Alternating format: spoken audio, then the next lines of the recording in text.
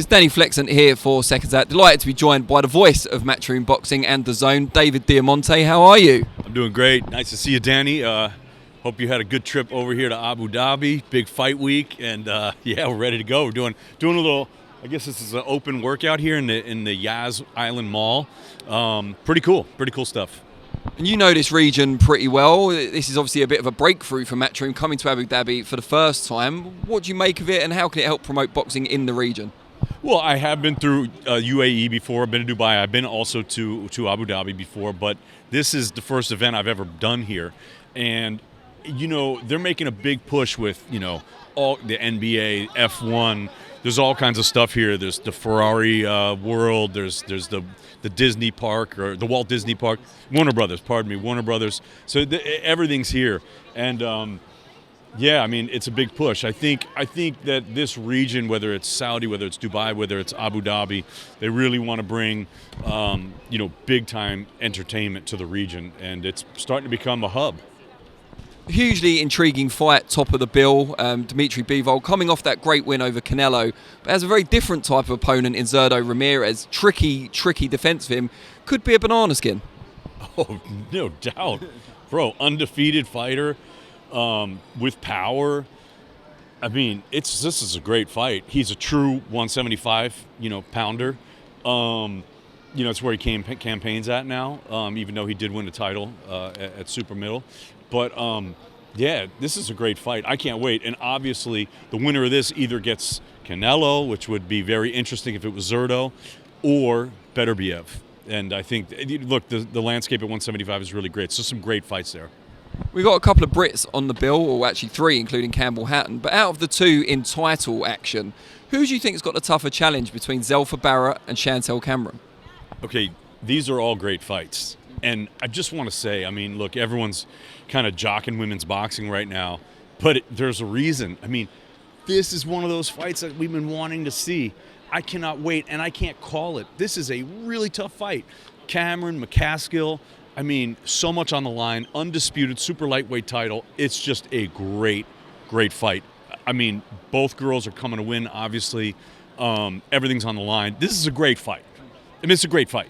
It just truly is. I mean, we just saw Claressa and Savannah, which dying to see that. Earlier in the year, we saw Amanda Serrano and Katie Taylor, dying to see that fight. Women's boxing, hats off to them. They're making the fights. Men's boxing's got to pick it up. We got to start making these fights. The Zelfa Barrett fight against Shavkat, I really like. It's a tough fight for Zelfa. It's a really tough fight for Zelfa. Obviously, Cordina, you know, lost his strap or whatever, and now, you know, this is number 2 and number 1 in the world going against each other. So it's this is a big step up for Zelfa, and we'll see if he can win the title. A lot of good trainers. You know, guiding fighters on this show as well. Just going through the hotel, Freddie Roach is in one side, Joel Diaz in the other. Then you've got Rob McCracken with the Yafires, and I don't want to list every trainer. I apologise to any I've missed out, but it's just great. Everyone's come here for this, a real meeting of the minds, if you like, as well as a boxing show. It is. Jamie Moore, a lot of great trainers, great people here.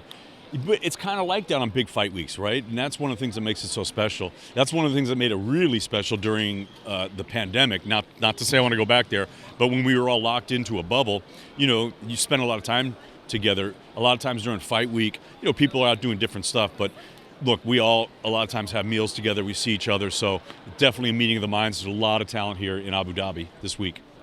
And just take you a bit further ahead, which fights are you most looking forward to take place before the end of the year, ones that have been scheduled? Well, I mean, I can't wait to see Chocolatito Estrada.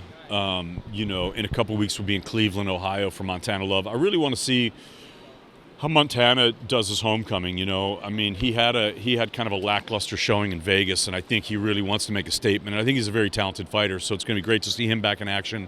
But the Chocolatito Estrada, Josh Warrington back in action, Dillian White back. There's some really good cards, actually. So there's some nice fights coming up. But I would say Chocolatito Estrada maybe at the top. Can't wait to see that. Now, it was announced earlier today that DAZN are going to be showing the Mayweather-Deji exhibition fight. Just wanted to ask, before we talk about that specifically, what you make of exhibition fights in general. I know Ricky Hatton, whose son's on this show, has got one coming up also. He does, and we talked about it. He's like, yeah, I'm doing it, and you can see him on Instagram training. But No, I mean, look, there have been exhibitions going on for many years in boxing, whether it's Muhammad Ali, different guys have done exhibitions. Look, I'm happy that for Floyd making money, if people want to pay for that, that's great. You know, I mean, look, we're kind of boxing purists, and that's what we want to see. But, you know, Mayweather fought a lot of great people. So at this point, he can kind of do what he wants. So if people are going to pay for it, good for him. I've seen some of Mayweather's previous exhibitions, and he seems to be taking it in the spirit to which it's intended. I'm not so sure Ricky's going to be able to hold himself back quite as well. And like Freddie Roach was saying earlier about the possibility of Manny Pacquiao doing an exhibition at some point, I'm not sure he could hold himself back either. Are there certain fighters that are maybe more suited to exhibitions, do you think? Man, Danny, it's one of those things. Like, I don't know if you ever had this as a kid, you know, you with your buddies and you're like, yo, come on, let's, start slap fighting. And pretty soon it turns into a real fight. I mean, so once you get hit in the mouth, everything changes. So we'll see. I don't know. I don't know how that exhibition stuff works. You know, I mean, we just saw it in the last one when he fought the guy in Japan. You know, I think he took a little shot and he just knocked his guy out. So I don't know. I don't know how that exhibition stuff works. I would have a hard time holding back. I'm not sure Mayweather's going to take a shot in the mouth from Deji. So we'll see if that happens and then how he reacts. Yeah. You mentioned the Chocolatito Estrada trilogy fight, which is amazing. We're all looking forward to that. There is another trilogy taking place before the end of this year between the heavyweight champion Tyson Fury and Dereck Chisora, who he's defeated twice before. Now, I know you've got a hell of a lot of respect for Dereck, as I have. You know, he's fought on DAZN a number of times.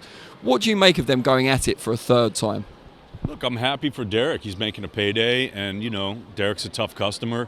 I think pretty much a lot of people have said what there is to be said about it. I'm not a matchmaker. I'm not a promoter. I'm an announcer. I will not be announcing that fight. So, look, Tyson Fury is must watch. He's just a supreme talent, and, he's atop the heavyweight division along with Usyk. And I think there might be other opponents out there, but look, he wanted to fight. I guess they couldn't make it. Again, that's not my business. So, yeah, good for them. Good for them. I don't know. I mean, I'll watch it. I'm not a matchmaker. And just finally, before I let you go, we found out just recently Terence Crawford has signed up for his latest title defence against David Diamante, very worthy challenger. But it puts to rest any hopes of seeing Crawford and Spence go at it for yet another year. How disappointing is that for boxing fans? And are you at a point now where you think we'll still see it, or will we never see it?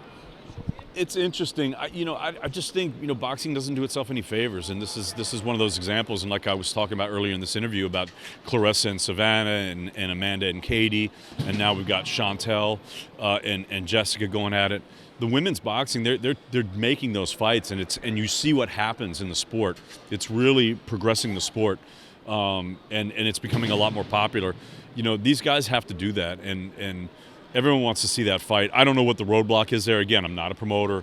I'm not a matchmaker. But, look, it's a fight we've all been wanting to see. It's starting to become overcooked, if not way overcooked, to the point where no one's really going to care so much anymore. So if they want to dance, they need to do it.